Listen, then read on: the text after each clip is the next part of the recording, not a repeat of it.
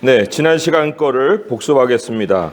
오늘은 12과지만 지난 시간 11과에서 우리가 배운 것들을 좀 신학적 주제와 포인트를 읽어가면서 좀 기억할 수 있으면 좋겠어요. 제목은 새 이름을 주시는 하나님이었습니다. 자, 신학적 주제에 한 목소리 읽습니다. 시작. 하나님과의 만남은 우리의 정체성과 삶의 목적에 근본적인 변화를 가져옵니다. 포인트 1. 야곱의 옛 이름은 그의 흠있는 인격을 드러냅니다. 포인트 2. 야곱의 새 이름 이스라엘은 하나님의 은혜를 드러냅니다. 그리고 포인트 3. 야곱의 새 이름에는 하나님이 주신 사명이 담겨 있습니다. 그리고 그리스도와의 연결입니다. 어떤 사람에게 이름을 새로 지어주실 때 하나님은 그 이름에 그 사람의 특권과 책임을 담아 주십니다. 예수님을 믿고 그리스도인이라는 새 이름을 얻은 신자에게는 구원의 특권과 선교의 책임이 있습니다.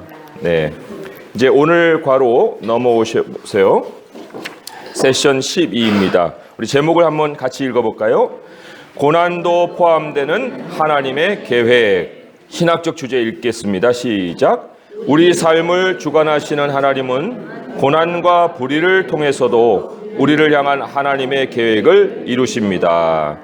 자, 여기 세 개의 포인트가 함축되어 있는데요. 포인트 2를 보시면 계획하시는 하나님을 신뢰하십시오. 이렇게 나와요. 그래서 신학적 주제의 마지막쯤에 있는 하나님의 계획, 그게 이제 포인트 1에 해당되는 거고요. 그 다음에 두 번째 포인트를 보시면은 132쪽에 보면 준비시키시는 하나님을 신뢰하십시오 했어요. 그 준비시키시는 것에 대한 해당되는 신학적 주제는 고난과 불의를 통해서라고 할 수가 있습니다. 그게 이제 하나님이 준비해 가시는 과정을 요약한 거고요. 포인트 3은 보이지 않는 중에 임하시는 하나님을 신뢰하십시오 했어요. 그것이 바로 우리 삶을 주관하시는 하나님 앞에 거기에 해당됩니다. 그래서 3, 2, 1 이렇게 되죠. 자, 이제 제가 문단을 읽어보겠습니다.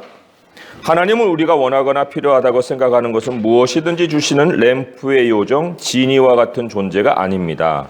그러나 많은 그리스도인이 믿음을 충분히 갖고 하나님께 순종하기만 하면 하나님이 자신의 꿈을 이루게 해주시고 재정적 어려움을 해결해 주시고 배우자를 주시고 암을 치유해 주실 것이라고 믿습니다. 그러나 하나님을 사람들의 순종에 고난 없는 삶으로 보상해 주시는 협상가로 믿는 것은 믿음에 해롭습니다. 하나님은 흥정의 달인이 아닙니다. 하나님을 그렇게 보는 사람들은 예상하지 못했던 고난을 겪으면 좌절합니다. 그리고 상황이 자기 뜻대로 되지 않으면 하나님을 비난하고 떠납니다. 이렇게 돼 있고요. 거기 옆에 크리스 웨일이 쓴 짤막한 문장을 제가 읽어볼게요. 요셉의 이야기를 읽을 때 예수 그리스도의 고난, 죽음, 부활에 대해 읽을 때와 똑같은 감정이 내 마음에 생기고 똑같은 반응이 내 영혼 속에 일어납니다. 그랬습니다. 자, 이제 그 질문을 통해서 한번 그 앞에 있는 문단을 좀 다시 한번 뜻을 살펴보겠습니다. 질문 1이 이랬죠. 하나님을 위해 좋은 일을 해서 순조롭고 풍요로운 삶을 보상받으려고 했던 적이 있습니까?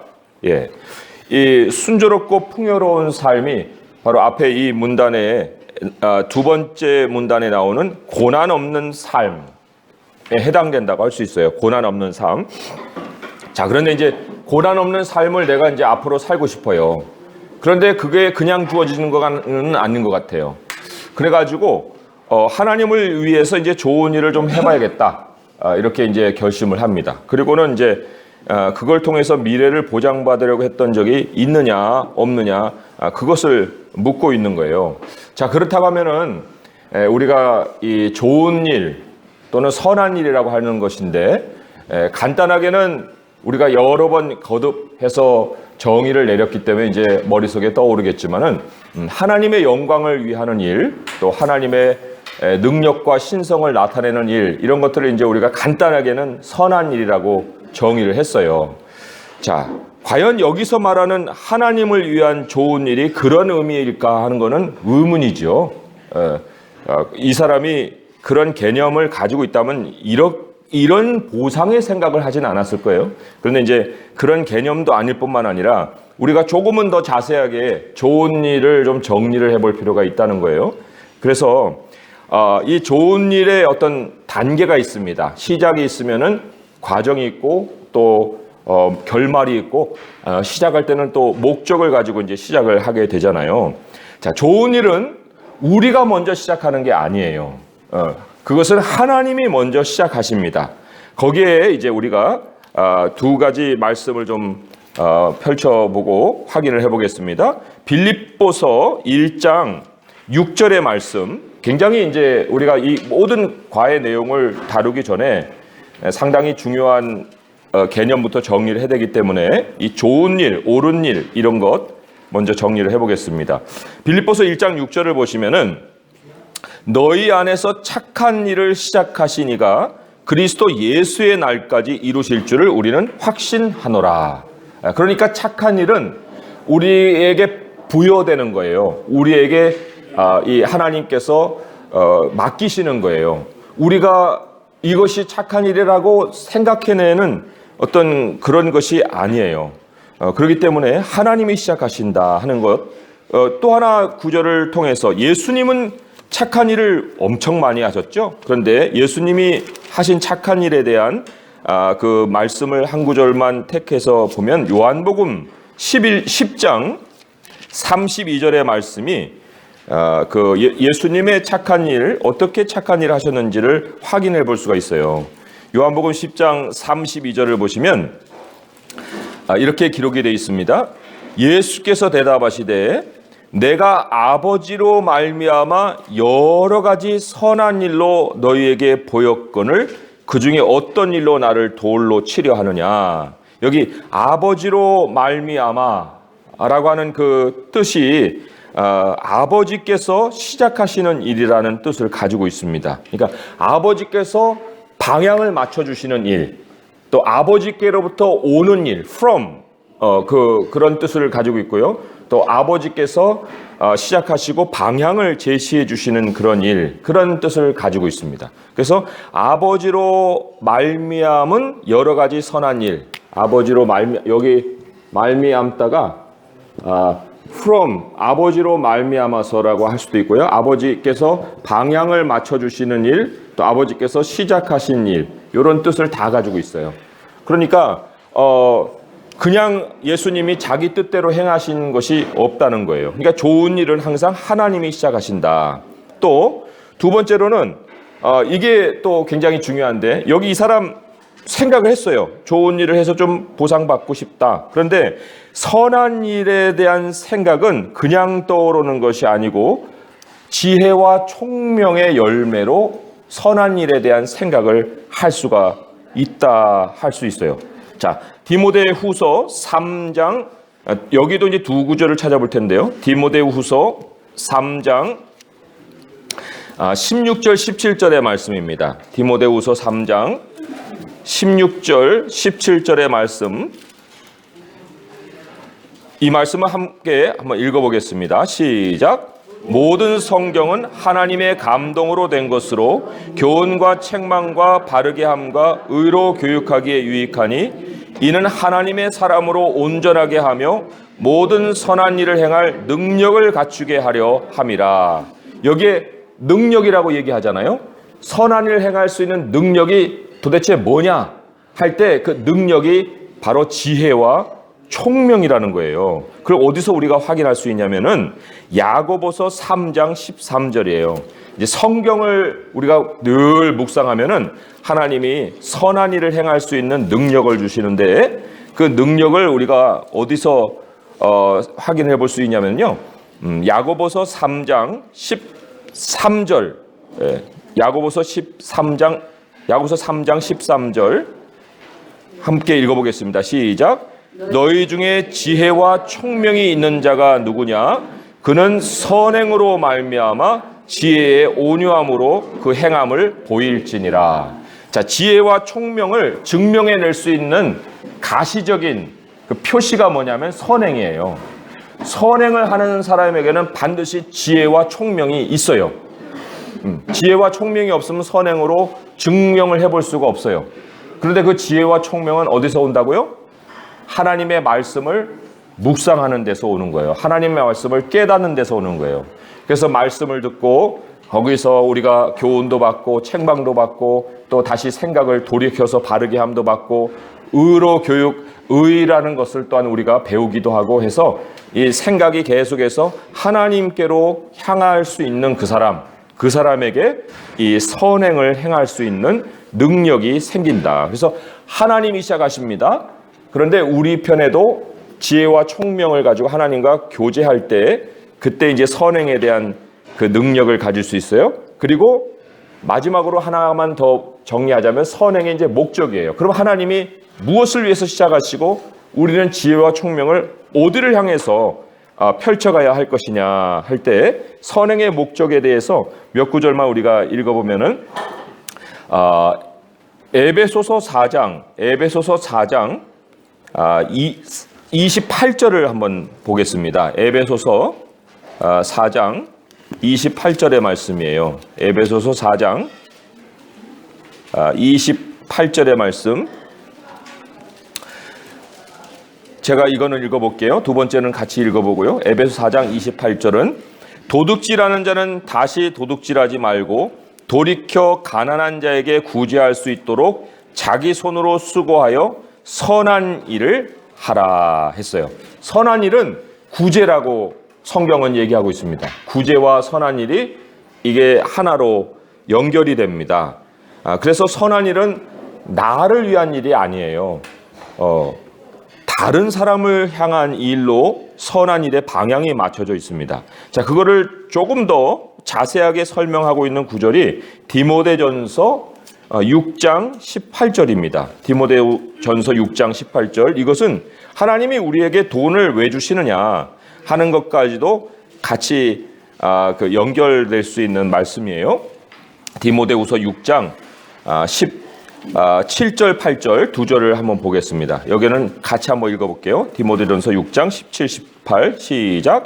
내가 이 세대에서 부한 자들을 명하여 마음을 높이지 말고 정함이 없는 재물에 소망을 두지 말고 오직 우리에게 모든 것을 후히 주사 누리게 하시는 하나님께 두며 선을 행하고 선한 사업을 많이 하고 나눠주기를 좋아하며 너그러운 자가 되게 하라. 여기 아주 집약돼 있죠. 선을 행하고 선한 사업을 많이 하고 거기에 해당되는 동일한 표현이 나누어주고 너그러운 자가 되는 거예요.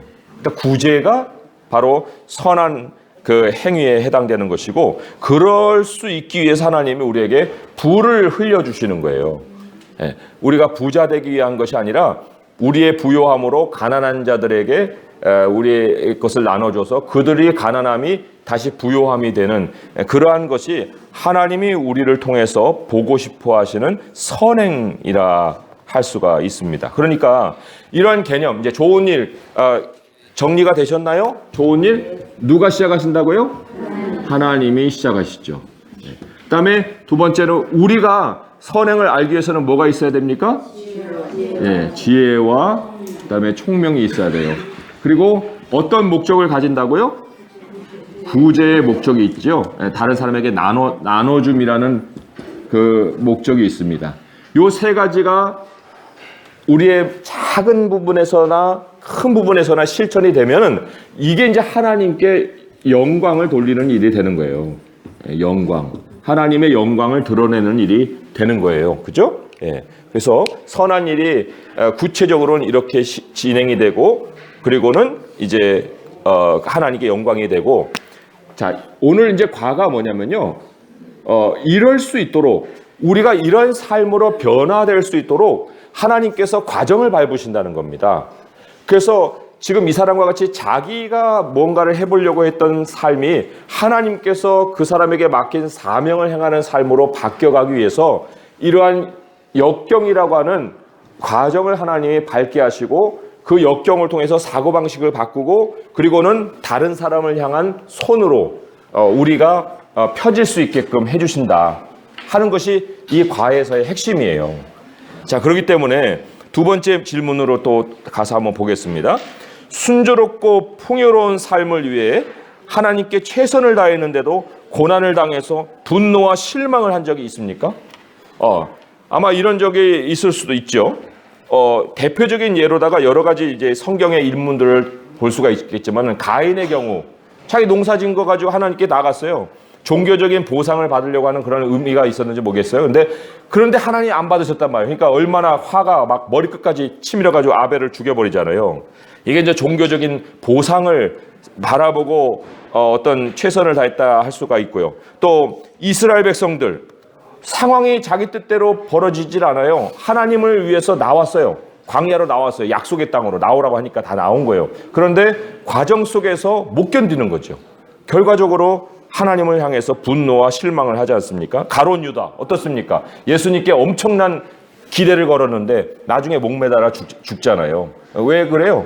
자기의 원하는 대로 안 되기 때문에. 그러니까 미래는 하나님께서 만들어 가시려는 목적이 있는데 그 목적을 하나님의 뜻대로 생각지 않고 내 뜻대로 자꾸만 방향을 맞추려다 보니까 결과적으로는 분노와 실망을 하는 일이 생긴다.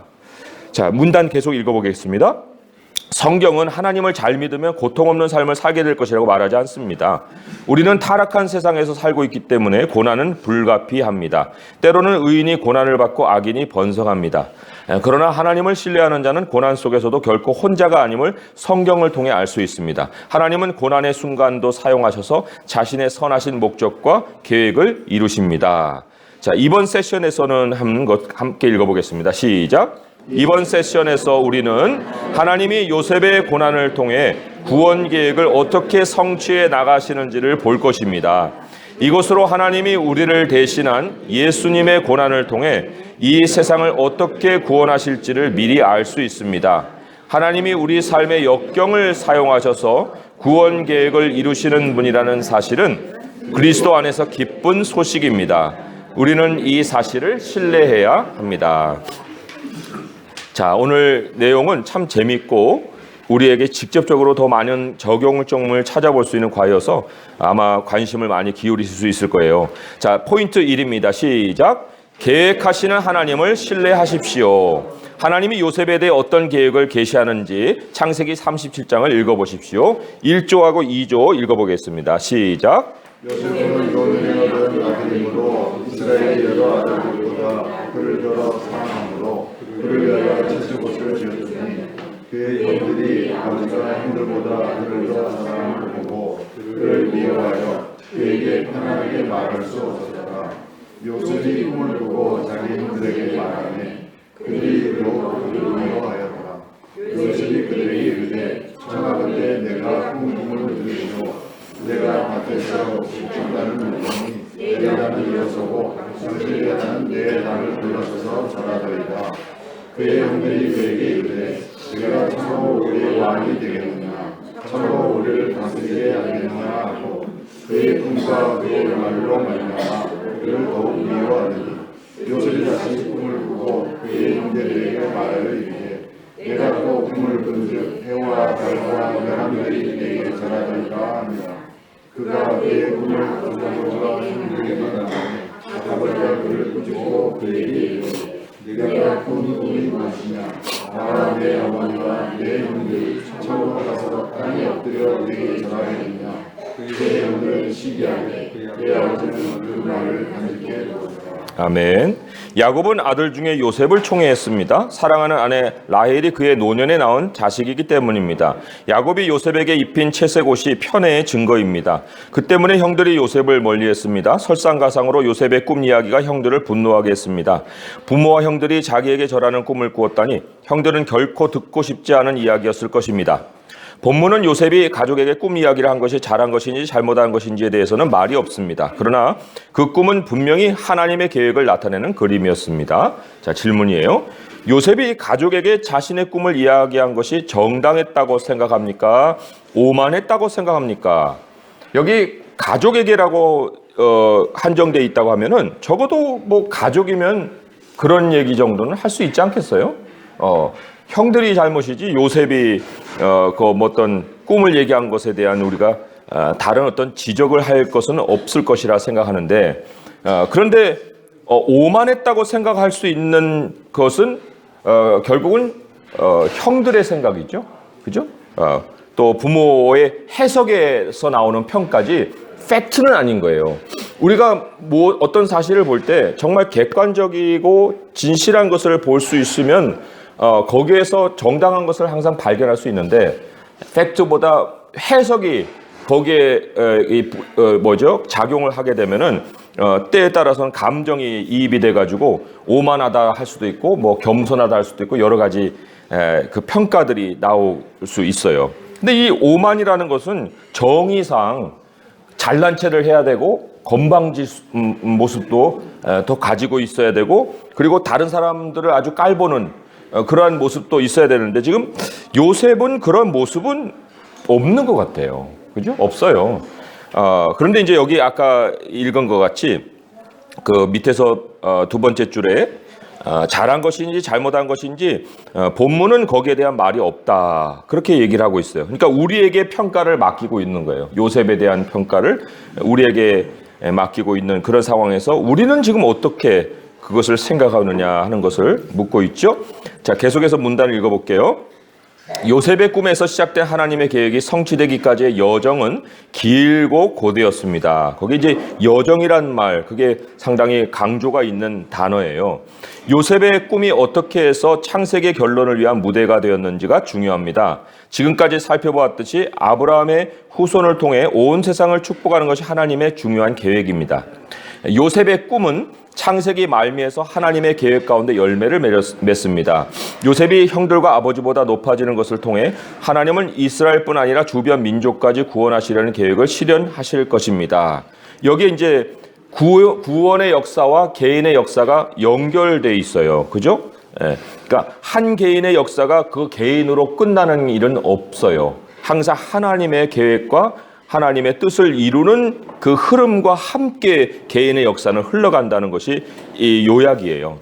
자, 계속 읽어볼게요. 요셉이 곤란을 겪었지만 하나님은 그가 겪은 어려운 상황을 사용하셔서 그를 높이시고 그의 가족을 구원하셨습니다. 하나님은 요셉의 꿈을 통해 그 계획에 대한 그림을 가족에게 그려주셨습니다. 요셉의 형들이 그 계획을 마음에 들어하지 않은 것은 당연합니다. 그러나 그들은 훗날 그 꿈이야말로 하나님이 그들을 기근과 죽음에서 구원하시는 한 방법이었음을 깨닫게 될 것입니다. 존 웨슬리가 쓴 문단도 굉장히 중요해요. 제가 읽어볼게요. 요셉이 엄청난 고난을 앞두고 있습니다. 그래서 하나님이 언젠가 그를 높여주실 것이라는 꿈을 미리 주셨습니다. 그것이 그를 지지하고 위로해 줄 것이기 때문입니다. 그래서 계시가 고난을 이기게 합니다. 하나님이 우리가 어떤 어려움을 맞게 하시는 그런 계획을 가지고 계실 때는 반드시 그 어려움을 통과하기에도 넉넉할 만한 계시의 말씀, 하나님의 약속을 주시는 거예요. 그래서 늘 고난을 맞을 때마다 그 말씀이 떠오르고, 또 어떤 사람에게 꿈을 주시죠. 요셉과 같이 그 꿈을 떠올리시고, 하나님은 나에게 이런 꿈을 주셨는데, 이 말씀을 주셨는데 왜 나는 이것을 이렇게 겪어야 되지? 그 꿈대로 될 거야. 그 말씀대로 될 거야. 이런 어떤 그 우리 안에 위로할 수 있는 하나님의 그 표시를 남겨두시고 고난을 겪게 하신다는 것이 바로 여기 이 웨슬리가 얘기한 거고, 또 그것이 바로 하나님의 방식이에요. 자, 그러면 문제 읽어볼게요. 하나님의 계획을 받아들이기보다 다른 사람의 삶에서 일하시는 하나님의 손길을 보고 부러워했던 적이 있습니까? 뭐 엄청 많죠. 성경에 나온 사람들을 우리는 결론 다 안다고 했잖아요. 그죠? 그러니까 그 사람들 보게 되면 다 나도 그렇게 될 것 같아요. 근데 그렇게 될 것 같은 생각은 그건 생각이고, 내 지금 현재의 모양은 그러지 못해서 굉장히 괴로울 때가 많거든요. 그러니까 내가 그리는 그림은 그런 결론을 가져와야 되는데 왜 내 삶은 전혀 엉뚱한 방향으로 자꾸 흘러가는 거야 하고 생각하기도 하고, 그리고 또 성경은 그 십몇 년, 아니 40년의 그 세월도 몇 장에서 다 끝내버리잖아요. 그죠? 근데 우리가 살아가는 이 세월은 너무 길어요. 너무 길어요. 그러니까 이게 언제 끝날까 싶은 그런 긴 여정으로 인해서 마음을 잡지를 못하는 거예요. 이거 언제 끝나지? 그러니까 그 긴 여정을 못 받아들이는 거죠. 그러니까 고난도 못 받아들일 뿐만 아니라 내 세월이 이런 식으로 그냥 지지부진 흘러가는 것조차도 못 받아들이고, 이런 어떤 여러 가지 것들이 다른 사람들은 부러워하고 내 삶에 대해서는 낙심하고 뭐 이런 것들을 우리가 생각을 해볼 수가 있죠. 그런데 사실 하나님이 주시는 말씀 한 구절만 떠올려 본다 해도 모든 것이 합력의 선을 이룬다 그랬죠. 로마서 8장 28절인가요? 모든 것이 합력해서 선을 이루기 때문에 못 받아들일 상황이 없고, 곡에 빠지면 퍼즐 조각이 없이 그림이 안 그려지는 그런 모든 요소의 사건들이 일어나는 거예요. 그러니까 어려움도 자기 자리를 가지고 있는 거기 때문에 그 어려움이 없으면 그림이 안 맞춰져서 그것을 하나님이 허락하시는 거기 때문에 모든 것이 합력하는 거거든요. 모든 것에 대한 그 개념을 우리가 예외적인 것을 둘 것이 아니고 모든 거예요. 모든 것. 예외 없는 모든 상황을 하나님은 사용하신다. 그러니까 부러워할 이유가 없죠. 자기의 현재 상황이 그 많은 퍼즐 중에 하나의 퍼즐이기 때문에 그렇죠. 자, 다음 페이지로 문제를 또 읽어보겠습니다. 다른 사람이 하나님의 사명을 감당하는 모습이 부러워서 내가 그 일을 한다면 어떤 결과가 나올까요? 하고 이제 질문을 했습니다. 자, 요셉을 한번 예를 들어보세요. 요셉이 되고 싶습니까? 요셉과 같은 인물이 될 수 있을까요? 아마도 그 마지막 거는 되고 싶겠죠, 그죠? 똑 따가지고 뭐 국무총리가 된다는 거, 그것은 아마 원하는지 모르겠지만은, 그런데 그 과정 속에 있는 그 요셉을 원하는 사람이 도대체 누가 있을까? 종으로 팔린다, 모함을 받는다, 또 그 감옥에 갇힌다, 뭐 이런 거, 이런 거는 그 원하는 사람이 별로 없을 텐데, 과정이 없는 현재는 있지를 않아요. 우리가 이런 그림을 두 가지 그림 한번 그려볼 수 있습니다. 자, A라는 사람이 있어요. 그런데 이제 여기 B라는 사람이 대기하고 있습니다. 지금 이 사람이 되면 어떠냐, 그런 얘기 있잖아요. 그러면은 이 사람이 이렇게 가고 A라는 사람은 떠나가는 거예요. 그러니까 모양이 세모에서 네모로 바뀌는 것으로만 사람들은 생각을 할 거예요. 그죠? 뭐 직장에서 어느 직책에 김 과장이 있다가 이 과장으로 바뀌면은 김 과장이 이 과장으로 바뀐 정도만 보겠지만은, 하나님께서 그리시는 그림은 이렇게 단순히 인물 교체가 아니에요. 인물 교체가 아니고, 자, 여기에 지금 A라는 사람이 있어요. 그러나 A라는 사람이 여기 있기까지는 이 사람에게 하나님께서 준비해 오신 인생의 여정이 있는 거예요. 그죠? 이 사람에게 이 사람의 여정은 보여야겠죠. 이 자리에 있기까지 이 사람의, B라는 사람은 아직 안 보여요. 그러나 이 사람도 이 지점을 향해서 지금 향하고 있는 인생이란 말이죠. 그리고 이 A라는 사람은 이제 무대에서 사라지니까 없어져요. 그러나 없어지지만 이 과정을 통해서 이 과정으로 가는 거예요. 이 사람은 여기에서 이제 나타납니다. 나타나서 이렇게 가지만 이 준비 과정이 없이 이 과정이 있는 사람은 없는 거예요. 그러니까 이것은 인물 교체가 아니라 과정의 교체라는 거예요. 과정의 교체. 그래서 하나님은 준비한 사람을 통해서 현실을 이끌어 가시고, 또 이 현실 속에서 사용하신 사람을 하나님이 다른 섭리 속으로 이동시키시는 거지, 결코 인물만 딱 교체된다고 해서 거기에서 모든 일이 일어나는 게 아니라는 거죠. 그래서 여기까지 준비하시고 여기까지 사용하시는, 여기까지 사용하시고 여기까지 준비하신, 여기까지 사용하시고 여기까지 준비하신, 이 여기까지라는 이 여기에 상당한 의미를 우리가 두어야 되는데, 거기 이 과정에 대한 것에 우리가 눈을 두지 않을 때가 얼마나 많은가, 그런 걸 생각을 해볼 수가 있어요. 마술사 시몬이 사도행전 8장에 등장을 하죠. 뭐 안 찾아봐도 아시겠지만은, 막 사도들이 능력을 행하고 안수하니까 귀신이 쫓아나고 권능을 행하니까 막 그게 부러운 거예요. 그래서 내가 좀 돈 주고 그걸 좀 살 수 있으면 좋겠습니다 했더니, 네 돈과 함께 네가 망한다 이렇게 얘기하잖아요. 결과적으로 어떻게 돼요? 그렇게 되면 망하는 거예요. 그러니까 너 회개하라 해서 이제 회개하는 그런 나로 망하지 않게 해주세요, 기도해 주세요, 이렇게 아주 요청하는 그런 장면이 사도행전 8장에 나오긴 하죠. 그러니까 우리가 하나님을 믿는 믿음을 가지다가 미혹을 받아서 나도 저렇게 좀 권능을 행했으면 좋겠네 해가지고 그동안에 잘 신앙생활을 해오고 양식 오늘의 양식을 보면서 묵상하고 막 하다가 미쳐버리는 거예요.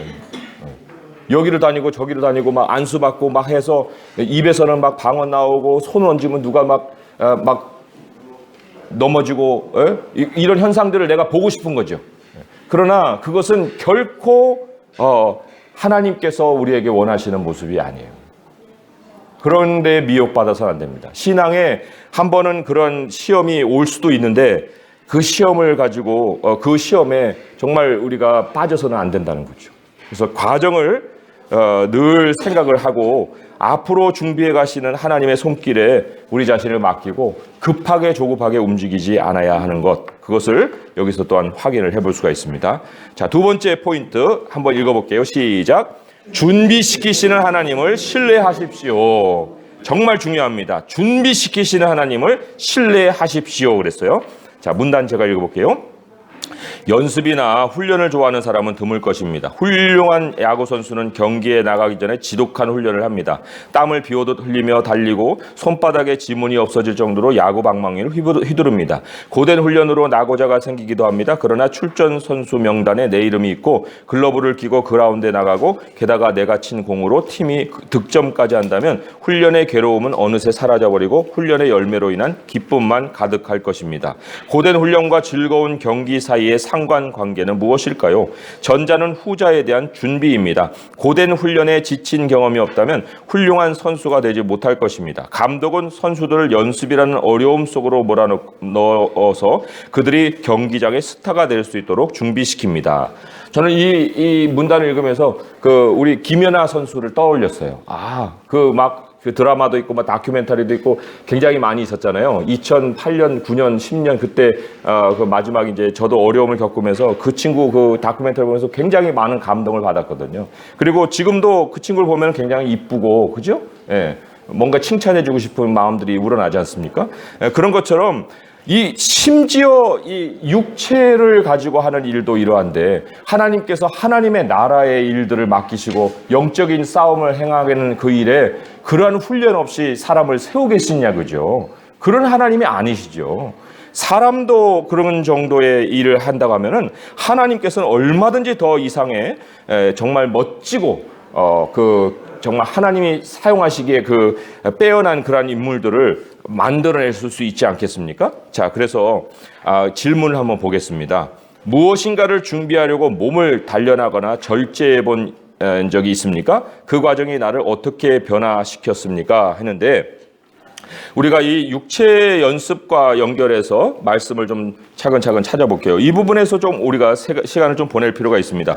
고린도전서 9장 25절을 한번 보세요. 고린도후서 9장 25절. 고린도후서 9장 25절에 앞에 있는 문단을 그냥 한 구절로 요약해버리는 구절이라고 할 수가 있습니다. 전서요. 예. 고린도전서 9장 25절입니다. 예, 함께 읽어볼게요. 시작. 이기기를 다투는 자마다 모든 일에 절제하나니 그들은 썩을 승리자의 관을 얻고자 하되 우리는 썩지 아니할 것을 얻고자 하노라. 예. 여기 이기기를 다투는 자가 경기자예요. athletes. 그죠? 경기자, 경주자라고 할 수가 있는데 그런 사람들마다 특징이 뭡니까? 절제하는 거예요. 절제. 이 절제가 굉장히 중요하거든요. 사도 바울이 벨릭스라는 총독 앞에 가서 이제 증인으로 딱 섭니다. 예. 이 사람은 이제 여기 앉아 있겠죠. 예. 딱 이제 보좌에 앉아가지고 네가 한번 얘기해봐라. 이제 기회를 주는 거예요. 그러면 이 시간이 얼마나 됩니까?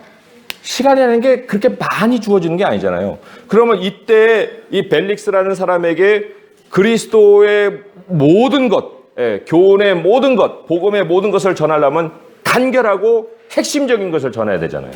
그 간결하고 핵심적인 것을 이 바울이 전한 그 기록이 남아 있는데 거기에서 핵심이 바로 오늘 여기에 나오는 절제예요. 왜 절제인가 하는 것 한번 찾아보겠습니다. 사도행전 24장 25절의 말씀이에요. 사도행전 24장 25절의 말씀.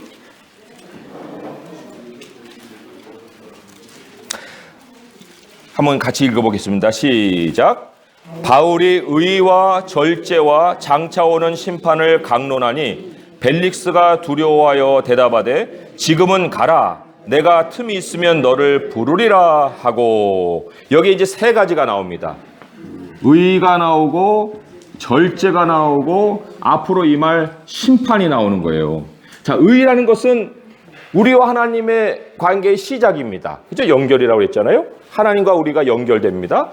그리고 심판은 마지막이에요. 하나님 앞에 가서 모든 사람들이 각 사람이 심판을 받는 거예요. 그러면 하나님과 시작하고 하나님과 끝맺는 그 중간의 모든 과정을 뭐로 요약을 했어요? 절제로 요약을 했다는 거예요. 이 절제가 뭐냐면 그리스도인의 삶의 크리스천 라이프를 절제라는 한 단어로 딱 말을 해버렸어요. 절제, 이게 이제 셀프 컨트롤이니까 자기 자신을 통제해가는 것이다 라고 할 수도 있고, 또 하나님께서 다 가지치기를 해가지고 정말 깨끗하고 정결한 그 삶의 모양, 그렇게도 우리가 생각을 해볼 수가 있죠. 우리가 뭐 스스로 우리 자신을 컨트롤할 수 있는 상황은 아니니까 성령께서 우리를 다루어 가시는, 그래서 우리를 깨끗하게 하게 하시고 정리하셔서 정말 하나님이 받으시기에 합당한 모습을 만들어내는 그게 이제 절제로 한 단어로 그 요약을 할 수가 있는데, 이 절제를 하기 위해서 하나님께서 여러 가지로 우리 삶에 실질적으로 끊어내게 하시는 것이 있습니다. 막 군더더기가 이렇게 붙어 있는데 이것이 이제 딱 오려져 가지고 동그랗게 만들 하나님의 계획이 있는 거예요. 이런 군더더기를 이제 다 떨어져 나가야 되는 거죠.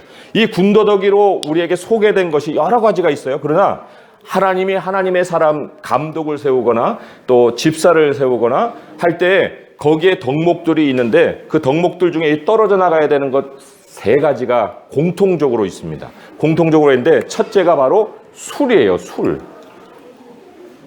네. 우리 남자 성도님들만 술 마시는 건 아니겠죠, 그렇죠? 성도님들이 술이 아니라 남자들만 술 마시는 건 아니겠죠, 그렇죠? 여자분들도 술을 마시잖아요.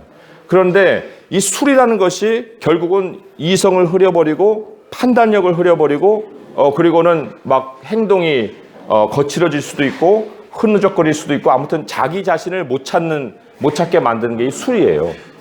그래서 술에 임박이지 아니어야 된다, 술을 즐기지 아니어야 된다 하는 것이 꼭 하나로 등장을 합니다. 그리고 두 번째로 등장하는 것이 말이에요.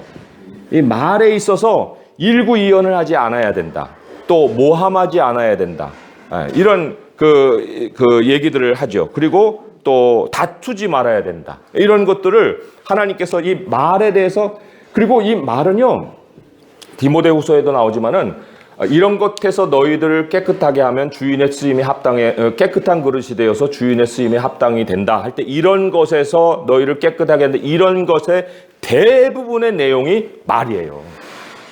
말이 깨끗해지면 하나님이 그 사람을 사용하시는 거예요. 말이 더러운 사람을 하나님은 사용하지 않습니다. 또 말이 이중적인 사람을 하나님이 사용하지 않는 거예요. 그러니까 술이 있고 또 말이 있고 그 다음에 돈이 있어요. 돈. 그 돈을 사랑하지 말라는 것도 있고, 돈을 탐하지 말라는 것도 있고, 이익을 탐하지 말라는 것도 있고, 그 돈을 우선해 두는 삶에 대해서는 하나님께서 사용하지 않는 거예요. 돈을 우선해 두지 아니하고 하나님을 우선해 둘 수 있는 사람을 하나님은 사용을 하십니다. 그러니까 이게 말과 술과 돈이 이게 실질적인 우리 생활에 정리돼야 될 영역이에요. 이게 정리가 안 되면 결국은 과정은 계속 진행될 수밖에 없는 거죠. 그런데 이게 정리가 된 사람을 하나님은 뽑아내서 하나님의 사람으로 사용을 하시는 거예요. 요셉의 과정이 바로 뭐 내용은 이런 건 아니었지만은 아무튼 요셉도 깎여져야 될 부분이 있기 때문에 그 과정을 밟은 거거든요. 그럼 보면은 거기에 다 어느 정도 연결시킬 수 있는 부분들이 있다는 것을 생각을 해볼 수가 있죠. 그래서 이 절제라고 하는 것이 크리스천 라이프인데, 그 크리스천 라이프를 하나님이 실질적으로 이런 영역 속에서 다루고 있고, 그래서 마지막에 가서 하나님의 심판대 앞에서 부끄러움이 없게끔 만드신다. 그러니까 너희들의 무익한 말 한마디라도 다 하나님이 심판하신다는 말씀을 하시고, 하나님과 돈을 겸하여 섬길 수 없다고 해주시고, 그리고 또 이 술 같은 거 술 취하지 말라, 이런 방탕한 것이 성령의 충만을 받으라 하는 말씀도 있고, 성령과의 동행을 행할 수 있으려면 술 문제가 반드시 해결이 될 수밖에 없다 하는 것을 얘기를 하고 있어요. 자, 그래서 여기 무언가를 준비하려고 몸을 단련하거나 절제해 본 적이 있느냐, 그 과정이 나를 어떻게 변화시켰느냐 할 때, 사실 이 요셉에게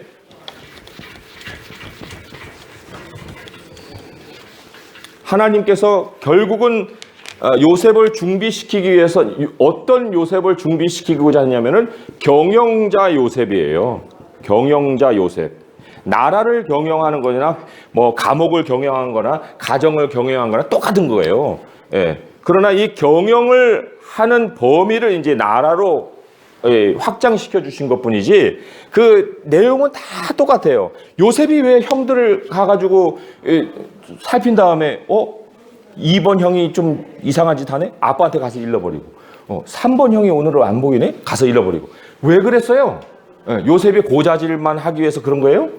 요셉 안에 하나님이 경영 능력을 주시는 거예요.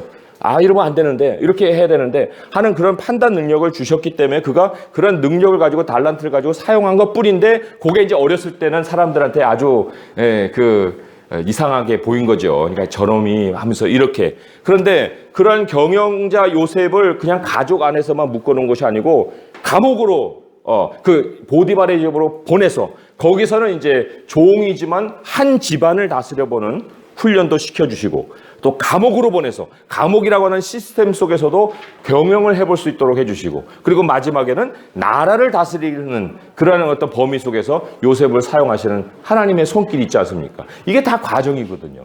이 과정을 견뎌내지 못하면은 우리가 정말 그 나에 대한 변화, 이것에 대한 어떤 그 하나님의 뜻을 우리가 생각지 못하는 거죠. 나를 변화시키는 거는 순간에 뭐 하나님이 막 번개를 쳐가지고 네 인생은 다시 태어난 인생이다, 이렇게 하시지 않아요. 로마서 5장 3절에서 4절을 한번 보세요. 거기 이제 과정을 잘 요약해주고 있어요. 로마서 5장 3절에서 4절의 말씀이에요. 로마서 5장 3절에서 4절의 말씀에 굉장히 중요한 그 과정을 말씀을 해주고 있습니다. 같이 읽어볼게요. 로마서 5장 3절 4절 시작. 다만 이뿐 아니라 우리가 환난 중에도 즐거워하나니 이는 환난은 인내를, 인내는 연단을, 연단은 소망을 이루는 줄 알미로다. 자, 과정이 뭐라고요? 처음에 환난이에요. 마지막에는 뭐예요? 소망이에요. 왜 환난 중에 기뻐한다고요? 소망을 이루는 줄 알기 때문에 그러는 거예요.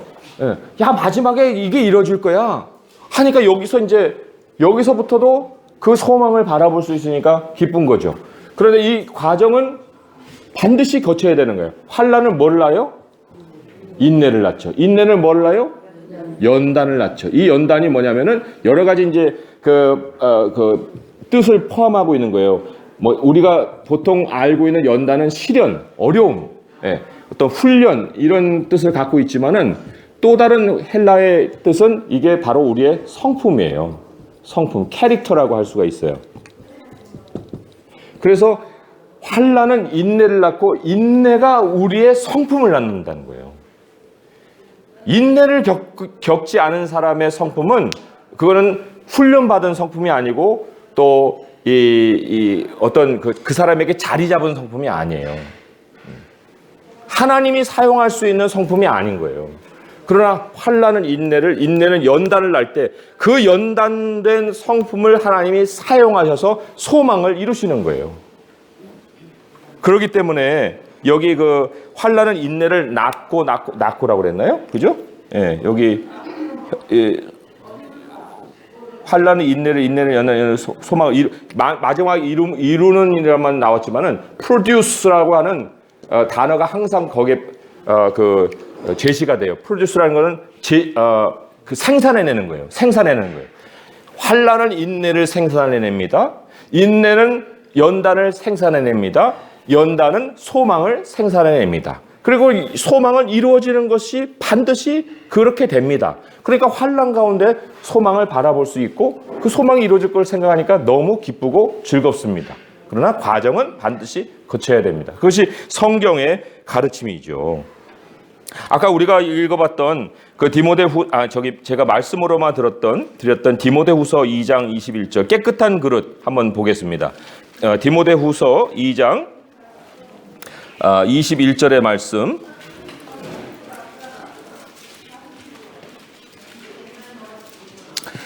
함께 읽어볼게요. 시작. 그러므로 누구든지 이런 것에서 자기를 깨끗하게 하면 귀 쓰는 그릇이 되어 거룩하고 주인의 쓰심에 합당하며 모든 선한 일에 준비함이 되리라. 왜 제가 이런 것이 말하고 연결된다고 말씀을 드렸냐면요, 16절이라도 한번 잠깐만 보시면은 망령되고 헛된 말을 버리라. 그들은 경건하지 않으면 점점 나가는데 그게 악성 종양과 같이 막 퍼져간다. 그런 말씀들을 쭉 하고 있어요. 배경적인 것이 있기 때문에 그런 거죠. 그런데 하나님이 그런 것들을 깨끗하게 해서 하나님의 선하심을 행할 수 있는 그릇이 되게 하신다. 그 그릇이 우리가 되는 거예요. 그릇이. 그래서 그 그릇이 될 수만 있다면 정말 하나님의 영광을 담은 그러한 우리의 그릇이 될 것이고, 우리가 또한 함께 빛나는 그릇이 되는 거죠. 자, 거기에 이제 두 번째 질문이 이렇게 돼 있어요. 그 경험이 인격에도 적용될 수 있을까요? 당연히 인격하고 적용이 될 수 있죠. 그런데 우리가 조금은 하나 더 깊이 생각해 볼 것이 있습니다. 인격의 변화라는 것은 영적인 체험을 하지 않고서는 일어나질 않아요. 서당 가서 우리가 경을 읽고 거기서 가르치는 공자의 가르침을 따르면 인격이 변할 것 같지만, 그것이 인격을 변화시킬 수 없는 이유는 뭐냐면 영적 체험이 인격의 변화를 일으키기 때문에 그런 거예요. 영적인 체험. 왜 영적인 체험이냐 할 때 몇 가지 우리가 좀 말씀을 좀 찾아볼 것이 있는데요. 그 중에 하나가 베드로전서 4장, 베드로전서 4장입니다. 베드로전서 4장 12절에서 14절의 말씀.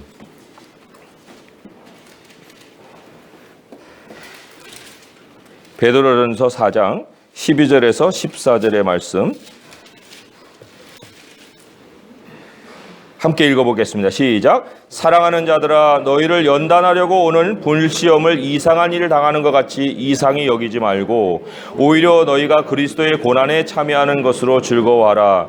이는 그의 영광을 나타내실 때에 너희로 즐거워하고 기뻐하게 하려 함이라. 너희가 그리스도의 이름으로 치욕을 당하면 복 있는 자로다. 영광의 영 곧 하나님의 영이 너희 위에 계심이라. 이게 순서적으로 하나님의 영이 우리 위에 있기 때문에 치욕을 당하는 것으로도 생각할 수 있는 거예요. 하나님의 영이 우리와 함께하는 것이 결과로만 임하는 것이 아니고요. 우리가 치욕을 당해서 마지막 결과적으로 하나님의 영이 우리와 임하는 것이 아니고, 하나님의 영이 우리와 함께 하기 때문에 이 공격을 받는 거예요. 치욕을 당하면서 그 환난 가운데 불시험을 잘 견디면 우리가 그리스도의 영광에 참여하고 그리스도의 영광으로 인해서 즐거워할 수 있게 된다.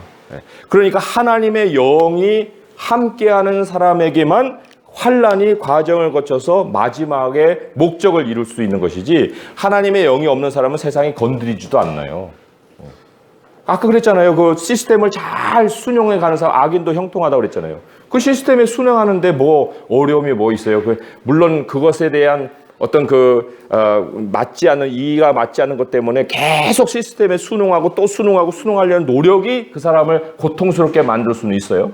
그러나 그 시스템에 따라주는데 그렇게 세상의 그 여러 가지 것들을 누리지 않겠습니까? 그러나 우리가 하나님의 사람으로서 세상의 시스템을 순응하려고만 할 수는 없는 거예요. 거스러야 되는 부분들이 더 많거든요. 그 거스름 속에서 찾아오는 어려움이 우리에게 정말 고민을 하게 하고 기도하게 하고 우리를 변화시키고 그리고 하나님이 열어주시는 기회를 통해서 우리 자신의 삶을 열어가는 그런 과정들이 우리를 변화시키기 때문에 영적인 체험 속에서 세상을 보는 눈도 바뀌고 우리의 인격도 변화가 되는 것이다 할 수가 있습니다. 그래서 한 가지만 더 여기 어려운 상황 중에 여기 이제 그 기뻐하라고 했는데 성경에 하나님이 웃는다는 말이 한 번도 없어요. 찾으신 분들은 한번 찾아보시면은 뭐 시도를 해보실 수는 있겠지만 제가 이미 결론을 드리기 때문에 하나님이 물론 기뻐하신다는 말이 있지만 기뻐한다는 것이 결코 웃는다가 아니에요. 왠지 아세요? 이산 가족이 만나요. 너무 기뻐요. 그런데 막 와 웃으면서 이산 가족들 만나는 분들 봤어요? 없어요. 그런 사람 없습니다. 눈물로 기쁨을 표현하는 거예요. 눈물로. 그러니까 하나님 예수님이 우셨다는 말씀은 있죠. 그러나 예수님이 웃었다는 말씀은 없어요. 그만큼 우리 하나님의 기쁨은 고난 속에서 바라보시는 마음으로 나오는 기쁨이에요. 우리가 하나님 앞에 정말 즐거움을 누린다 할 때는 기도 속에 눈물을 동반하는 기쁨이지 기도하다가 말고 하하하하 웃으면서 막 하나님 앞에 기쁨을 표현하는 그런 경우는 별로 없어요. 그러니까 우리가 한 단계 더 깊이 정말 인격적인 변화를 통해서 하나님을 만나게 되면 울지 않을 수가 없죠. 오랫동안 떨어져 있던 그 하나님과 가까이 하는 그 기쁨, 하나님의 뜻을 모르다가 이제는 그 순종하면서 배워가는 그 삶에 대한 깊이 있는 의미들, 이런 것들이 우리를 기쁨의 눈물을 흘리게 해준다 할 수가 있습니다. 그러니까 여기 인격에 적용될 수 있습니까? 당연히 인격에 적용을 할 수가 있죠. 자, 그 다음 페이지 한번 읽어보겠습니다. 멋진 미래가 우리를 기다리고 있습니다. 그 미래를 위해 어떤 준비가 필요한지 하나님이 가장 잘 아십니다. 하나님의 기업을 받기에 합당한 그리스도의 형상을 본받으려면 무엇이 필요한지도 잘 아십니다. 그래서 때로 우리를 역경이나 고난으로부터 즉시 구하지 않으시고 내버려 두십니다. 참 너무하십니다 할 수 있지만 아무튼 내버려 두십니다. 위험과 괴로움과 결핍 가운데 놓아둠으로써 우리를 위해 준비한 축복을 누리게 하십니다. 요셉의 삶에서 이 진리를 볼 수 있습니다. 요셉은 형들의 손에 큰 고난을 당했지만 하나님은 자신의 계획을 위해 요셉의 고난을 사용하셔서 요셉을 준비시키셨습니다. 자, 거기 전지하신 하나님 제가 잠깐 읽어볼게요. 성경은 하나님이 모든 것을 알고 계신다고 가르칩니다. 하나님은 완전한 지식을 가지신 분이시며 이 지식은 과거, 현재 그리고 자유의지를 가진 그분의 피조물들이 앞으로 내릴 결정들을 포함한 미래의 모든 것에 미칩니다. 하나님의 지식은 완전하며 주님은 시간을 넘어서서 존재하시는 분이므로 앞으로 일어날 모든 일을 알고 계십니다. 모든 것을 알고 계시는 하나님의 지식 앞에서 우리는 인간의 지식은 유한하다는 것과 하나님의 결정들은 지혜롭고 선하다는 것을 인정해야 합니다. 아멘. 자, 그 다음에 본문을 3조 4조 읽어보시기 바랍니다. 시작.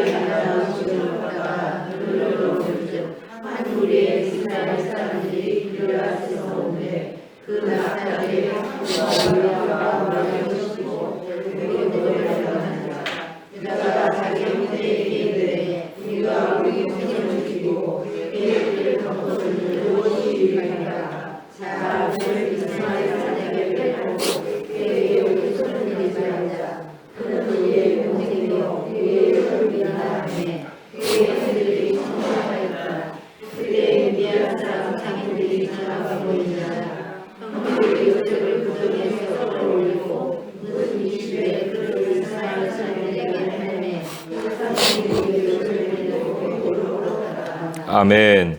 이 극악무도한 배신과 불의는 하나님의 계획을 이루기 위한 과정의 일부였습니다.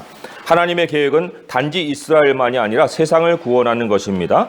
요셉이 당한 거절과 고난은 하나님의 계획을 성취하기 위한 수단이었습니다. 요셉은 가장 가까운 가족에게 배신을 당했습니다. 형제들에게 배신당한 요셉은 노예가 되어 애굽으로 팔려갔지만 하나님은 이 모든 사건을 통해 요셉을 준비시키셨습니다. 요셉을 내쳤던 가족뿐 아니라 다른 사람들까지도 구원하게 하셨습니다. 질문이에요.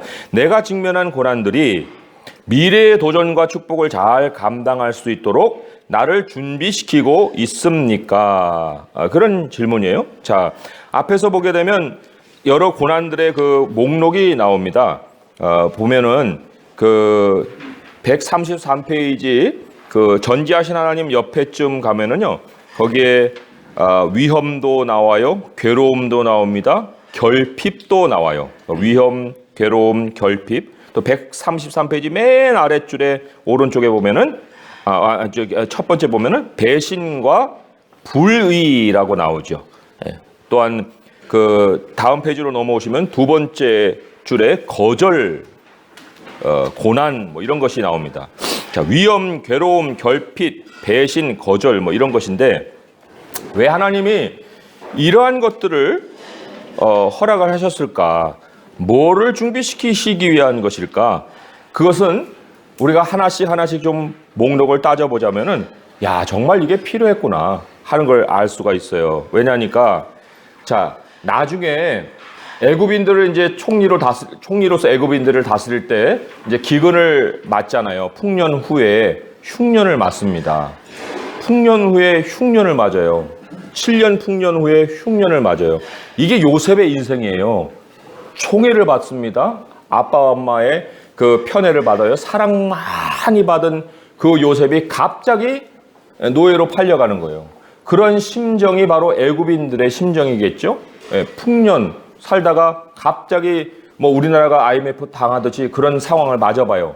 그러면 그 심정을 요셉이 이런 경험을 안 했으면 어떻게 느껴보겠습니까?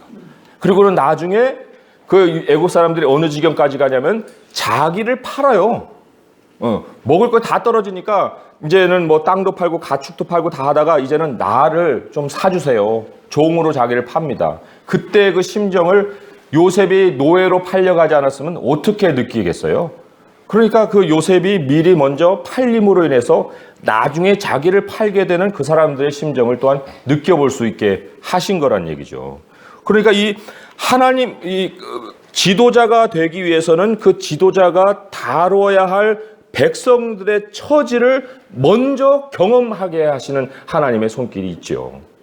그런데 그것은 애굽 사람들에게만 해당되는 것이 아니라 나중에는 이제 하나님의 백성의 길을 또한 예비하는 그러한 요셉의 그 모습을 보죠. 먼저 애굽으로 내려가고 나중에 가족들이 내려올 수 있도록 그렇게 또 길을 닦는 그 요셉의 모습도 볼 수가 있습니다. 그러니까 우리 개개인의 경험, 나의 경험은 도대체 왜 내가 이러한 일을 겪는 거야?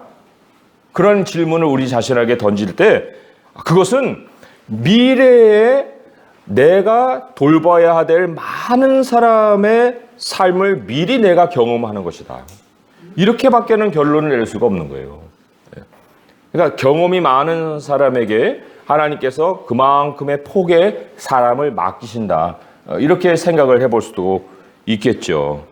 그렇기 때문에 같은 심정을 가진다는 것이 지도력의 상당히 그 본질적인 준비예요. 본질적인 자질이라고 볼 수가 있습니다. 같은 심정. 그래서 영적인 지도력이라고 하는 건 우리 모든 사람들에게 다 갖춰져야 될 모습이에요. 우리 다 영적인 사람이잖아요. 성령의 사람이기 때문에. 그런데 성령의 사람이 그 다른 사람들을 인도해 간다고 할 때 같은 심정이라는 것은 아주 필연적인 준비될 그 모습이어야 되는데 두 구절만 우리가 찾아볼게요. 고린도후서 1장 4절에서 6절의 말씀입니다. 고린도후서 1장 4절에서 6절의 말씀이에요. 고린도후서 1장 4절에서 6절 함께 읽어보겠습니다. 시작. 우리의 모든 환난 중에서 우리를 위로하사 우리로 하여금 하나님께 받는 위로로서 모든 환난 중에 있는 자들을 능히 위로하게 하시는 이시로다. 그리스도의 고난이 우리에게 넘친 것 같이 우리가 받는 위로도 그리스도로 말미암아 넘치는도다. 우리가 환난 당하는 것도 너희가 위로와 구원을 받게 하려는 것이요 우리가 위로를 받는 것도 너희가 위로를 받게 하려는 것이니 이 위로가 너희 속에 역사하여 우리가 받는 것 같은 고난을 너희도 견디게 하느니라. 그죠? 그러니까 먼저 하나님께 고난받고 먼저 위로받고 그래서 그러한 고난과 위로를 통해서 고난 중에 있는 사람을 위로해주고 또 고난 중에 있는 사람을 오히려 인내할 수 있도록 도와주는 그러한 영적인 지도력을 하나님은 그 사람에게 부어주신다. 히브리서 10장 34절의 말씀도 함께 읽어보겠습니다. 히브리서 10장 34절의 말씀,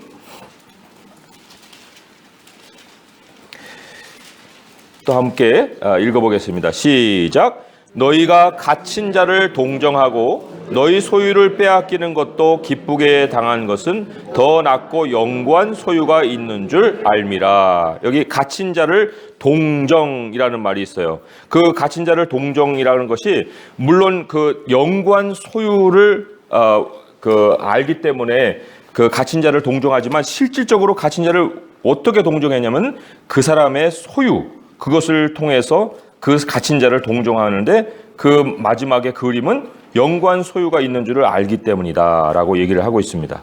그래서 여기에도 이제 구제가 나오는 거죠. 그죠? 하나님의 선한 일은 반드시 나눠줌을 통해서 실천이 돼야 한다라고 말씀을 하고 있어요. 자, 그러면 세 번째, 오늘은 좀 내용이 많은 것 같아서 조별 모임을 할 수 있을지 모르겠지만 제가 한번 포인트를 읽어보겠습니다. 시작. 보이지 않는 중에 임하시는 하나님을 신뢰하십시오. 요셉은 형들에게 배신당해 노예로 팔려갔지만 하나님이 그와 함께 하셨습니다. 형들에게 배신당한 요셉은 노예로 팔려 바로의 친위대장 보디발의 종이 되었습니다. 하나님이 요셉과 함께 하시어 그가 하는 모든 일을 형통하게 하시니 보디발이 그에게 집안일을 모두 맡겼고 하나님이 보디발의 집을 크게 축복하셨습니다. 이것은 아브라함을 축복하는 모든 사람을 축복하겠다는 약속을 하나님이 어떻게 지키시는지 보여주는 예입니다. 그러나 이야기가 전개되면서 상황은 악화 일로로 치닫습니다. 자, 그 말씀 4조 했죠? 5, 6, 7조 한번 같이 읽어주세요. 시작. 요셉은 너무나 빼어나고 아름다웠더라. 그 후에 그의 주인의 아내가 요셉에게 묵직하다가 동침하기를 청하니 요셉이 거절하며 자기 주인의 아내에게 이르되 내 주인이 집안의 모든 소유를 상속하지 아니하고 다 내 손에 위탁하였으니 이 집에는 나보다 큰 이가 없으며 주인이 아무것도 내게 금하지 아니하였으므로 금한 것은 당신뿐이니 당신은 그의 아내이니라. 그런즉 내가 어찌 이 아들을 행하여 하나님께 죄를 지으리이까. 여인이 날마다 요셉에게 청하였으나 요셉이 듣지 아니하여 동침하지 아니하였으므로 함께 있지도 아니하니라. 그러할 때 요셉이 그의 일을 하여 그 집에 들어갔더니 그 집 사람들은 하나도 그의 옷을 보라. 그 여인이 그의 옷을 잡고 이르되 나와 동침하자. 그러나 요셉이 자기의 옷을 그 여인의 손에 들어두고 밖으로 나가매 그 여인이 요셉이 그의 옷을 자기 손에 걸어두고 도망하여 나가는 걸 보고 그 여인의 집 사람들을 불러서 그들에게 이르되 보라, 주인이 히브리 사람을 우리에게 데려다 우리를 이동하게 하였다.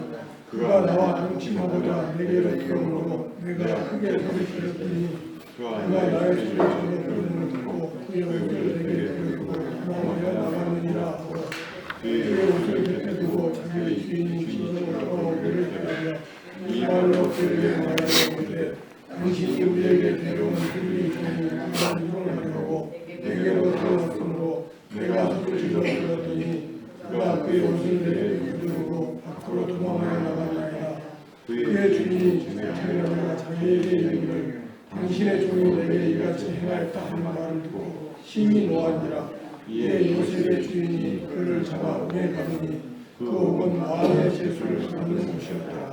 요셉이 옥에 갇혔으나 여호와께서 요셉과 함께 하시고 그에게 인자를 다하사 간수장에게 은혜를 받게 하시니 간수장의 국중 교수를 다 요셉의 손에 맡기므로 그 재관 사업을 요셉이 실행하고 간수장은 그의 손에 맡긴 것을 무엇이든지 살펴보지 아니하였으니 이는 여호와께서 요셉과 함께 하시니라. 여호와께서 그를 통하여 행복하게 하시니라. 아멘. 요셉은 보디발의 아내에게 수차례 유혹을 받았지만 모두 거절했습니다. 그럼에도 불구하고 모함을 당해 누명을 쓰고 감옥에 갇혔습니다. 그러나 하나님은 감옥에서도 그와 함께 하셨습니다. 하나님은 그를 버리지 않으셨습니다. 그는 혼자가 아니었고 하나님은 큰 은혜를 베푸셨습니다. 간수가 모든 죄수를 요셉에게 맡겼고 이번에도 그가 하는 일마다 형통했습니다. 요셉이 유혹을 이기고 승리한 것에서 배울 수 있는 교훈은 무엇입니까? 여기 우리가 요셉이 그냥 여인의 미혹을 물리쳤다. 이렇게만 간단하게 다룰 수 없는 굉장히 그 깊이 있고 중요한 영적인 원리가 있어요. 그거는 사탄이 항상 우리에게 도전하는 그 핵심에 누구와 함께 할 것이냐. 파트너십이잖아요. 파트너십. 너 하나님과 함께 할래? 아니면 요 사람과 함께 할래? 아니, 하나님과 함께 하는 것을 끊어놓으려고 항상 다른 파트너를 제시하는 게 사탄의 이 미혹이에요. 그러니까 여인이 동침하자고 하는 것이 여기 동침했는데 마지막에는 여호와께서 요셉과 함께 하셨다. 여호와께서 요셉과 함께 하셨다. 이게 또 대조에 대해서 나오잖아요. 그것은 여인과 함께 하는 것과 하나님과 함께 하는 것이 얼마나 영적으로 그 중요한 일이냐 하는 것을 가르치는데 신약 성경 고린도전서 6장 15절에서 20절의 말씀이 바로 그거예요. 그러니까 우리가 육체의 일이라는 것은 항상 영적인 것과 연결되어 있고 영적인 원리를 먼저 알아야만 육체의 그 미혹이나 육체의 여러 가지 일들을 피할 수 있다는 것을 가르치죠. 고린도전서 6장 15절에서 20절의 말씀 제가 읽어볼게요. 잘 들어보세요. 너희 몸이 그리스도의 지체인 줄 알지 못하느냐? 내가 그리스도의 지체를 가지고 창녀의 지체를 만들겠느냐? 결코 그럴 수 없느니라. 창녀와 합하는 자는 그와 한 몸인 줄을 알지 못하느냐? 일러스되 둘이 한 육체가 된다 하셨나니 주와 합하는 자는 한 영이니라. 음행을 피하라. 사람이 범하는 죄마다 몸 밖에 있거니와 음행하는 자는 자기 몸의 죄를 범하느니라. 너희 몸은 너희가 하나님께로부터 받은 바 너희 가운데 계신 성령의 전인 줄을 알지 못하느냐? 너희는 너희 자신의 것이 아니라 값으로 산 것이 되었으니 그런즉 너희 몸으로 하나님께 영광을 돌리라. 여기서 핵심적인 단어는 뭐냐? 이 구절은 17절이에요. 주와 합하는 자는 한 영이다. 원 스피릿, 한 영이라는 거예요. 한 영. 우리의 영 따로 있고 하나님의 영이 따로 있는 게 아니고 하나님의 영이 우리의 영이고 우리의 영이 하나님의 영이라는 거예요. 하나님과 합하는 사람, 하나님과 동행하는 사람, 그 동행, 이 영의 그 연합을 깨부수려고 하는 것이 사탄의 미혹이에요. 그런데 그 깨부는 것 중에 가장 그가 사용하는 것이 뭐냐면 음행입니다.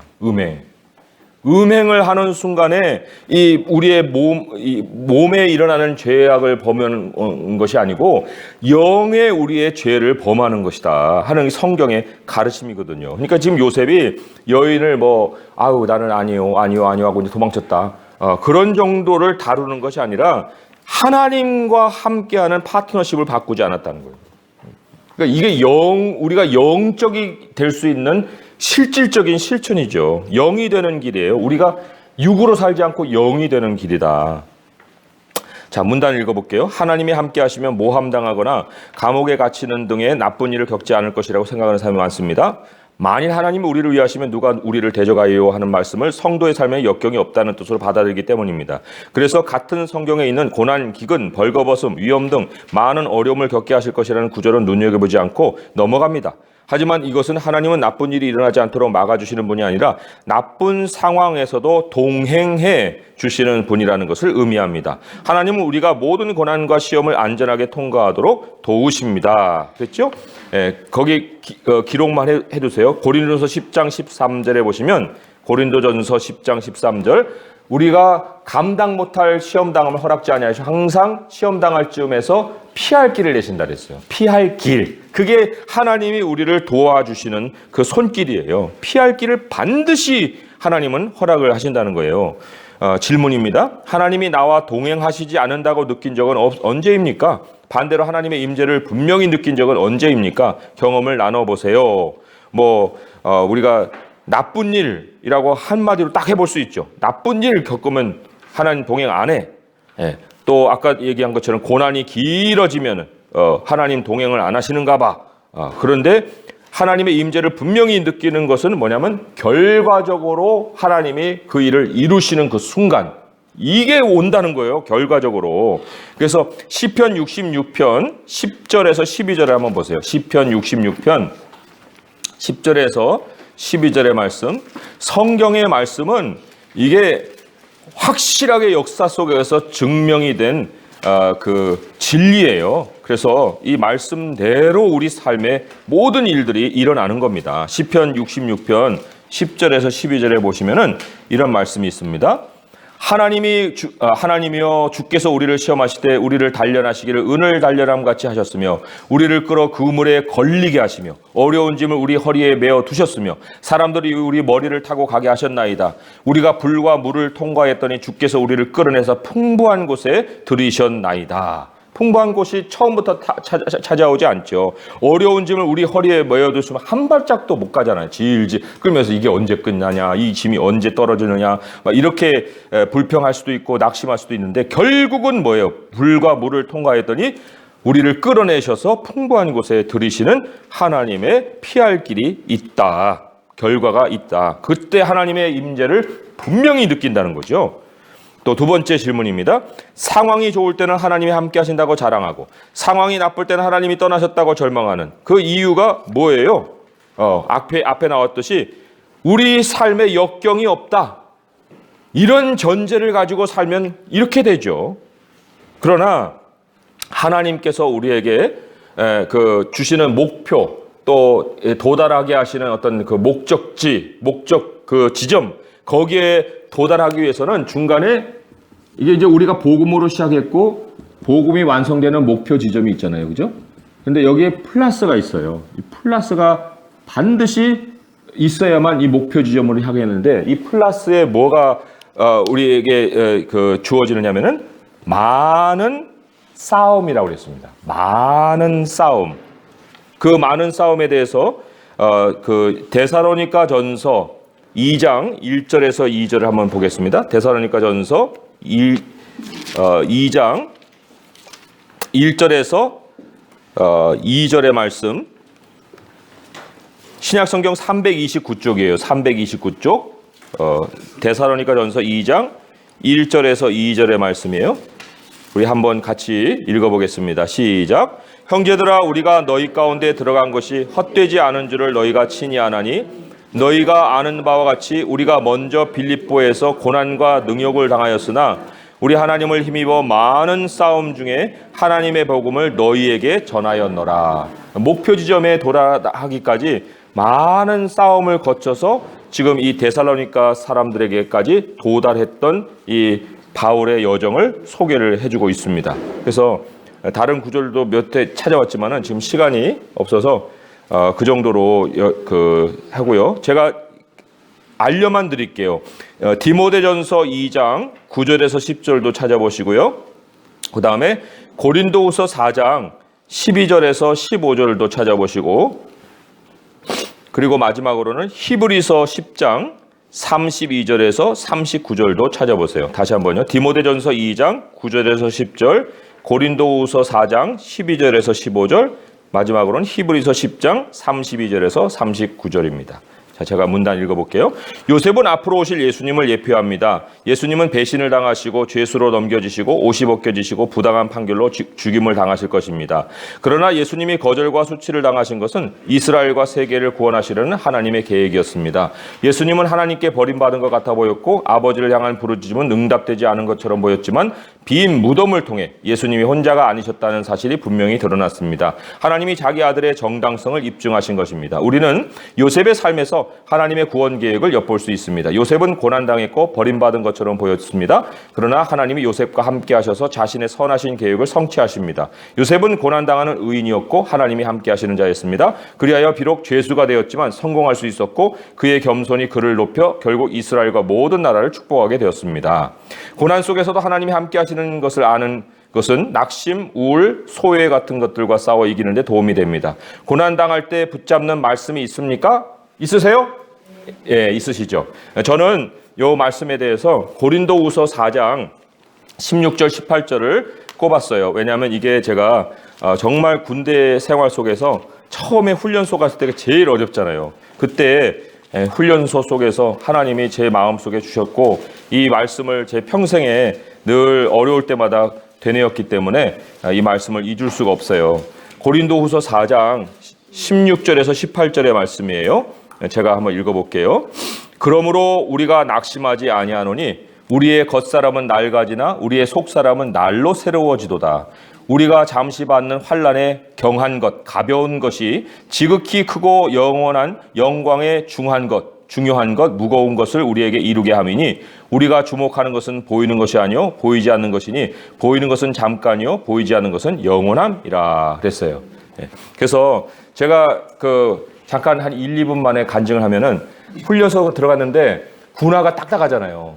그 2주 후부터 그 복숭아뼈 밑에 물집이 잡혀가지고 계속 그게 불어나는 거예요. 얼마나 쓰린지 몰라요. 근데 의무실 가니까 거기서 이제 그냥 대충 약 발라주고 가라 그러고 약 발라주고 갈아주고 해가지고 막 고열이 날 정도로 상당히 아팠어요. 근데 6주간의 훈련인데 2주부터 4주간을 이제 그러고 발을 끌고 다녔거든요. 그런데 이제 고쳐주질 않으니까. 근데 이제 저는 이제 카투사를 했기 때문에 논산에서 훈련 마치고 이제 카투사를 평택으로 옮겨졌거든요. 옮겨지는 기차 안에서 막 기절할 정도로 아팠어요. 그리고는 도착해서 새벽 2시에 이제 도착했는데 아픈 사람 나오라는 거예요. 그래서 거기 가서 이제 나왔더니 미군이 보더니 미쳤대요. 한국군은 미쳤다. 왜 그러니까 거기 복숭아뼈 밑에서부터 빨간 핏줄이 여기 이 허벅지까지 올라와 있더라고요. 그러니까 그게 이제 더 올라왔으면 굉장히 힘든 그런 상황이었다고 그 사람들이 말을 하는 거예요. 그랬더니 당장에 수술을 보내라고 해서 수술을 했거든요. 그래서 이제 저는 이제 수술하고 한 3일을 푹 쉬었어요. 푹 쉬었는데 제가 논산에 있을 때 매 저녁마다 붙들면서 하나님 내일 아침에는 말끔히 기적처럼 낫게 해주세요. 낫게 해주세요. 낫기는 무슨 계속 아프니까 이게 얼마나 힘듭니까? 근데 이제 거기 수술실에 들어가고 저 혼자서 이제 3일 동안 편안하게 누워있고 걔네들은 2시에 도착해서 4시에 또 시험 봤어요. 그 이제 자대 배치 시험이거든요. 정신 없죠. 60%를 이제 동두천을 가는데 저는 하나님께 군대 가기 전에 기도하기를 하나님 제가 매주 우리 아이들 나와서 교사를 해야 되니까 그런 환경을 하나 허락해 주세요. 기도를 했거든요. 그리고 이제 갔는데 3일 푹 자고 그리고는 저 혼자 시험 봤어요. 제정신에. 예. 그래가지고 점수가 다른 사람들보다 높게 나왔겠죠? 예. 그래서 자대 배치를 평택으로 받았어요. 평택에서 받아가지고 매주 아이들을 찾아가서 교사 생활을 했다는 거예요. 근데 그때 붙들었던 말씀이 바로 이 고린도후서 4장이죠.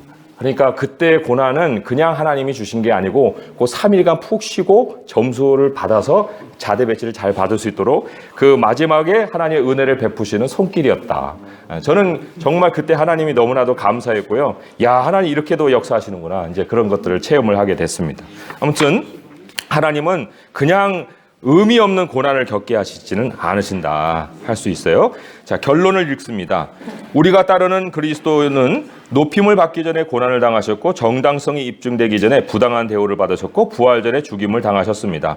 예수님은 종이 주인처럼 더 크지 못하다고 말씀하십니다. 만일 왕이 박해를 받는다면 왕을 따르는 우리도 박해를 받을 것입니다. 그러나 결국 세상을 이기고 축복을 받게 될 것입니다. 이 메시지가 두려움과 절망을 줄 수도 있지만 사실 이것은 지상 최고의 소식입니다.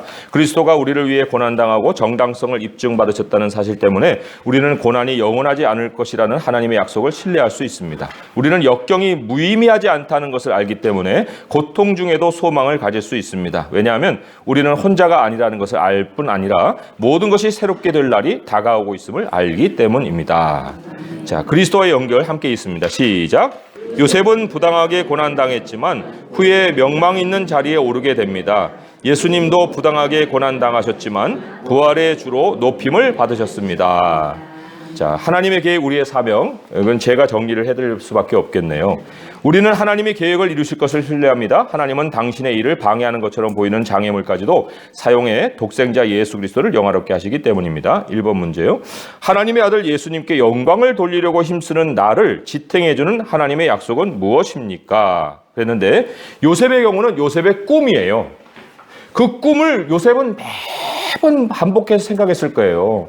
팔려갔을 때에도 또 그 감옥에 갇혔을 때에도 하나님이 나를 이렇게 높이신다 했는데 또 가족들이 나를 향해서 절을 했는데 이거 어떻게 된 거야? 어떻게 된 거야? 자꾸 이제 그런 생각들을 했을 겁니다. 그러니까 우리를 하나님이 지탱해 주기 위해서 주신 약속이 있다는 거예요. 그래서 개인적으로 저도 이제 말씀을 찾아놨지만 우리 성도님들도 그런 말씀을 꼭 간직하시고 어려울 때마다 그 말씀들을 떠올리셔서 하나님은 반드시 약속을 이루신다 하고 믿음을 가질 수 있길 바라요. 또 두 번째 문제는 결과에 상관없이 옳은 일을 하는 것이 왜 중요하냐? 할 때 여러 가지 이유를 생각을 해볼 수가 있어요. 그런데 하나님이 우리를 위해 준비해 오신 마지막 축복이 있어요. 그 축복이 있는데 그것은 과정을 거쳐서 주신다는 거죠. 과정을 거쳐서.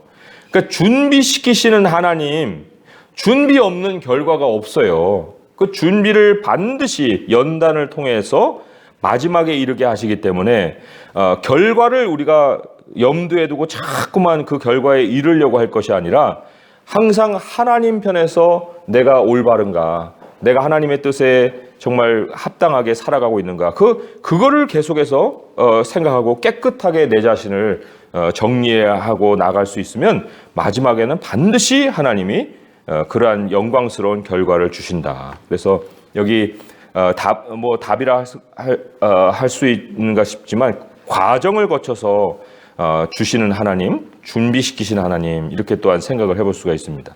자, 세 번째로는 고난 가운데 있는 지체가 있습니까? 그리스도의 몸인 우리가 어떤 역할을 할 수 있을까요? 했을 때 사실 이 과 전체에서 또 하나 우리가 중요하게 생각할 게 함께예요. 함께. 그잖아요?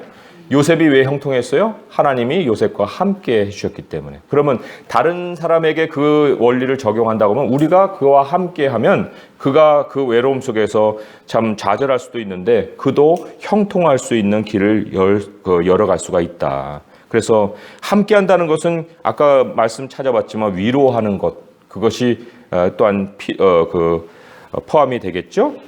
그리고 말씀 한 구절 찾아보면요, 베드로전서 3장 8절의 말씀 아까 찾아봤었나요? 다시 한번 보겠습니다. 베드로전서 3장 8절의 말씀 찾지는 않았었네요. 베드로전서 3장 8절의 말씀에 이런 말씀이 있습니다. 마지막으로 말하노니 너희가 다 마음을 같이하여 동정하며 형제를 사랑하며 불쌍히 여기며 겸손하며. 왜 이 베드로전서 말씀이 중요하냐면요, 베드로전서는 고난당하는 그리스도인을 위로하게 쓴 편지예요. 그렇기 때문에 여기서 말하는 그 동정은 그냥 동정이 아니고 고난당하는 형제가 있을 때 우리가 어떠한 모습을 보여야 되느냐 하는 거에 대한 하나님의 그 지시지요. 그런 사람에게 같은 마음을 가져라. 동정이 그전에 같은 마음을 느끼고 형제를 사랑하고 불쌍히 여기고 너 자신을 낮춰라 하는 그러한 말씀으로 우리에게 얘기하고 있고요. 또 하나 이제 마지막으로 찾고 말씀을 맺겠습니다. 히브리서 10장 32절에서 34절이에요. 히브리서 10장 32절에서 34절. 아까는 34절 하나만 읽었는데요. 우리가 앞에 두 줄을 더 붙여서 읽어볼게요. 히브리서 10장 32절에서 34절 제가 읽어봅니다. 전날에 너희가 빚을 받은 후에 고난의 큰 싸움을 견디어낸 것을 생각하라. 혹은 비방과 환난으로서 사람에게 구경거리가 되고 혹은 이런 형편에 있는 자들과 사귀는 자가 되었으니 너희가 갇힌 자를 동정하고 너희 소유를 빼앗기는 것도 기쁘게 당한 것은 더 낫고 영구한 소유가 있는 줄 알미라. 여기서 핵심은 두 번째 33절의 중간점 마지막쯤에 있는 사귀는 자가 되었다 하는 거예요. 사귀는 자가 되었다. 거기 사귀는 자가 바로 파트너입니다. 파트너. 그러니까 하나님과 함께하는 것도 파트너지만 여기에 그 갇힌 자, 어려운 자와 파트너가 되어주라 하고 얘기를 하고 있어요. 우리가 그것을 위해서 먼저 고난을 당했기 때문에 그러한 경험을 살려서 너희도 그들에게 파트너가 되어주면 우리 하나님이 영구한 소유를 우리에게 준비해 주신다 하는 것이 말씀이죠. 그래서 오늘 우리에게 참 직접적으로 연결될 만한 많은 그 진리를 우리가 배웠습니다. 요셉이라는 한 인생을 통해서 우리를 또 반영해 보았고요. 그리고 앞으로 지금 현재도 그런 분이 있고 또 앞으로도 그럴 수 있는 가능성이 있지만 그럴 때마다 하나님은 계획을 가지고 계시고 그 계획을 반드시 이루시는 분이다. 나의 결과는 하나님께 맡기고 과정에서도 하나님 앞에 올바로 설 수 있는 우리 자신이 될 수 있기를 우리 주님의 이름으로 부탁을 드립니다. 기도하겠습니다. 하나님 아버지 감사합니다. 하나님은 요셉을 통해서 예수 그리스도를 미리 보여주셨고 또 예수님의 삶을 통해서 우리의 앞으로의 길이 어떠함을 또한 가르쳐 보여주셨습니다. 하나님, 우리 하나님은 우리에게 부활을 선물로 준비해 놓고 계십니다. 우리가 이 땅에 이 육신의 장막을 벗으면 영원한 나라에 하나님이 영관 도성을 또 열어주시고 그 나라에서 우리 주님과 함께 또 백성들과 함께 정말 부요한 삶을 살게 될 것입니다. 주님, 이 땅에서 우리가 당하는 모든 고난 가운데 하나님의 계획이 있고 목적이 있는 줄 믿사오니 우리가 언제나 옳은 일에 서게 하시고 선한 일에 열심을 내게 하시고 우리에게 주시는 모든 것들을 나누고 베풀며 살게 하시고 우리 하나님께서 우리에게 붙여주시는 바 하나님의 백성들과 파트너가 되게 하시고 또한 우리의 가장 함께 하시는 우리 하나님과 떨어지는 인생이 되지 않게 하시며 늘 주님께 붙들려서 살아갈 수 있는 모두가 되게 하시고 우리가 이러할 때 그리스도 안에서 한 영이 되어서 움직여 교회를 세워갈 수 있는 모두가 되게 하여 주시옵소서. 예수님의 이름으로 감사하며 기도합니다. 아멘.